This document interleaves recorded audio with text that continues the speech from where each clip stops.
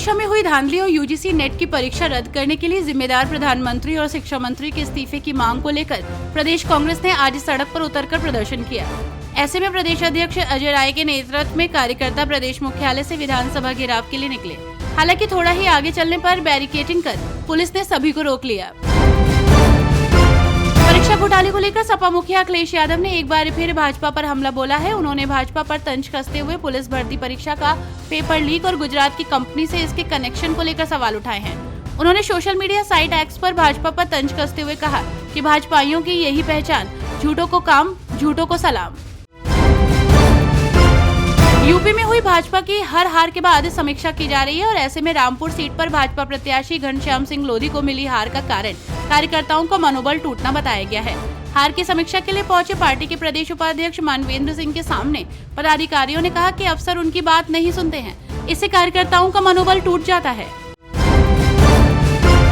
भूमि अधिग्रहण कार्रवाई से नाराज चल रहे किसानों ने जमकर विरोध किया।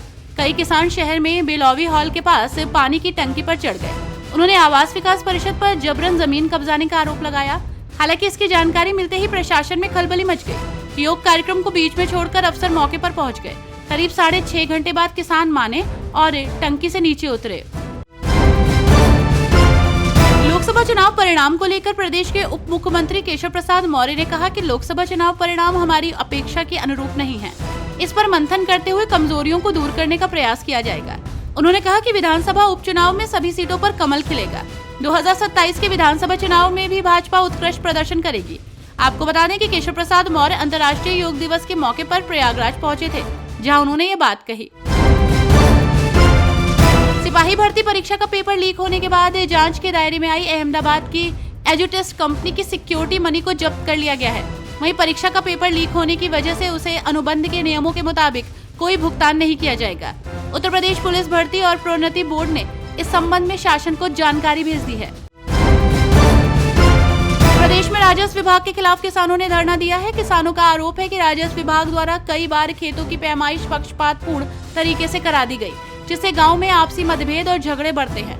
बंटवारे को लेकर भाइयों में झगड़े इस कदर बढ़ रहे हैं जिससे कि वो एक दूसरे की जान के दुश्मन हो जाते हैं। लोकसभा चुनाव में भाजपा को मिली करारी हार को लेकर चर्चाओं का बाजार गर्म है। ऐसे में उत्तर प्रदेश में भारतीय जनता पार्टी की हार की समीक्षा के दौरान मंत्रियों के सामने जिलाधिकारी नीतीश कुमार और हनुमानगढ़ी के महंत राजू दास के बीच कथित तौर पर भिड़ंत हो गई। खबरों के मुताबिक ऐसा दावा किया जा रहा है कि अयोध्या में बीजेपी की समीक्षा के दौरान देर रात हंगामा और हाई प्रोफाइल झड़प हुई। अयोध्या में श्री राम जन्मभूमि तीर्थ क्षेत्र ट्रस्ट के अध्यक्ष महंत नृत्य गोपाल दास के 86वें जन्मदिन के मौके पर मध्य प्रदेश के मुख्यमंत्री मोहन यादव ने इशारों ही इशारों में बड़ी बात कह दी है। उन्होंने मंच से ही कहा है कि भगवान की दया से भगवान अयोध्या में मुस्कुरा रहे हैं तो मथुरा में बाकी हैं। गाजीपुर में एंटी करप्शन वाराणसी की टीम ने सीएमओ कार्यालय में तैनात एक बाबू को 40,000 की रिश्वत लेते हुए रंगे हाथों गिरफ्तार कर लिया। एक डायग्नोस्टिक सेंटर के री रजिस्ट्रेशन के लिए बाबू ने रिश्वत की मांग की थी और इसकी शिकायत डायग्नोस्टिक सेंटर के संचालक ने एंटी करप्शन की टीम से की और एंटी करप्शन टीम ने बाबू को ट्रैप किया। सदर कोतवाली क्षेत्र के पीजी कॉलेज चौराहे से बाबू की गिरफ्तारी हुई है।